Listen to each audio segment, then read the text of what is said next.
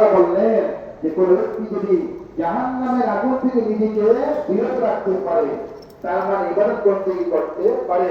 সম্মানিত হাজিরিন, আল্লাহ কুরআন বলেন ফামান তুজারিনা রাউদিকুল জান্নাহ, যারা নাকি জাহান্নামের আগুন থেকে নিজেকে বিরত রাখতে পারবে তাদেরকে আমি জান্নাতে প্রবেশ করাবো। বলেন না সুবহানাল্লাহ।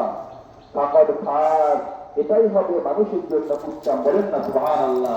সম্মানিত হাজিরিন, আমরা সব কিছুই বুঝি, বোঝার পরেও কেমন করে না বোঝার ভান করি। সম্মানিত হাজিরিন, আল্লাহ রাব্বুল আলামিন বলেন ওয়াল্লাযীনা আমানু ওয়া আমিলুস সালিহাত ফি রাওদাতিল জান্নাহ। বলেন না সুবহানাল্লাহ।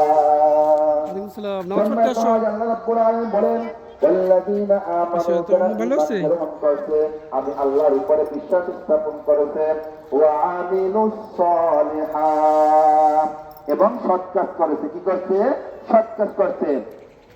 ফি রাওদাতিল জান্নাহ, ওই ব্যক্তি পরপদের কবরটা হবে রিয়াদুল জান্নাহ, বাগান, জান্নাতের বাগান। বলেন না সুবহানাল্লাহ।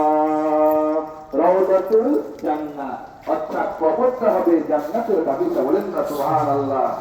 আমরা ঈমান আনছি, আল্লাহর উপর বিশ্বাস করি, কিন্তু সৎ কাজ করি কি? বলেন, সৎ কাজ করি না।